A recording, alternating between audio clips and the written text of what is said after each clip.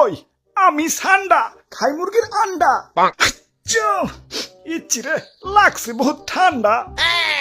Saudi আরবে কফিলের যন্ত্রণায় 1971 সালে আমার দাদা পরদাদারা সৌদি ছেড়ে বাংলাদেশ এসে বসবাস শুরু করছিল।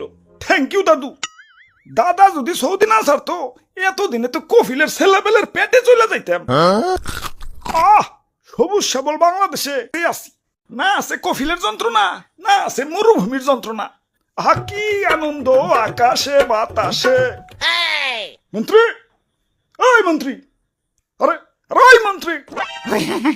জি জি হুজুর। সারাদিন টিকটক দেখ লইব, রাত সবার কাম করবো কেঠা? তোমার জেঠা? আরে হুজুর দেখেন না, নেট দুনিয়া তো পুরাই ঠান্ডাময়। আপনি তো পুরাই ভাইরাল হয়ে গেছেন। নেটে ঢুকলেই খালি আপনার ছবি। কি কর তাই নাকি? কিরে ফোন দিল কারা?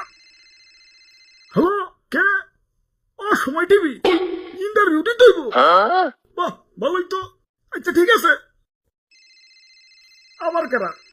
Hello, K? News for 20। কি আপনার চ্যানেলও ইন্টারভিউ দিতে হইব? আচ্ছা আচ্ছা ঠিক আছে। হ্যালো, না না না, ইন্টারভিউ দিতে পারব না, ব্যস্ত আছি।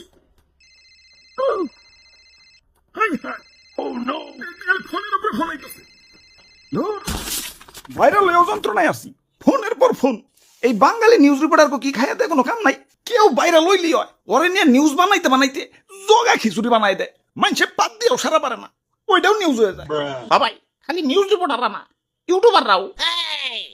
তাই ভাইরাল হয়ে ভালোই লাগতাছে, নিজের পুরো মেগাস্টার ফিল হইতাছে। সাকিব খানরে ফোন দিয়ে ক বরবাদ টুতে যেন আমারে রাখে। আরে হুজুর, খবর কিছু রাখেন। বরবাদ টুতে আপনারা রাখবো, নিশ্চয় রাখবো। তো এই অ্যাক্টর হিসেবে না, খাবার টেবিলের খাবার হিসেবে। কি কও তুমি? হ্যাঁ, দেশে ঠান্ডা ভাইরাল হওয়ার পর থেকে দেশের পাবলিকরাও আমাকে ধরে ধরে খাওয়া শুরু করছে। অনেকে তো ঠান্ডা ভেবে বেচারা ঘুষাবেও ছাড় দিতেছে না, ঘুষাও খাইতেছে। কও কি সৌদির কফিল কি বাংলাদেশে বললো নাকি? হুজুর এই মাত্র খবর পাইলাম, সুলতান ডাইনে ঠান্ডা বিরিয়ানি চালু করছে। এতক্ষণে কাম হইছে, বংশ তো নির্বংশ হয়ে যাইব।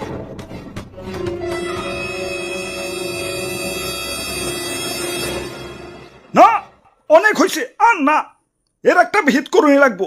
মন্ত্রী, আমার সৈন্যদের প্রস্তুত করো। যা যা আছে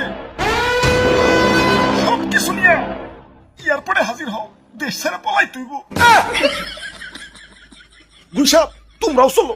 যে দেশে ইন্টারনেট নাই ওই দেশে যাবো।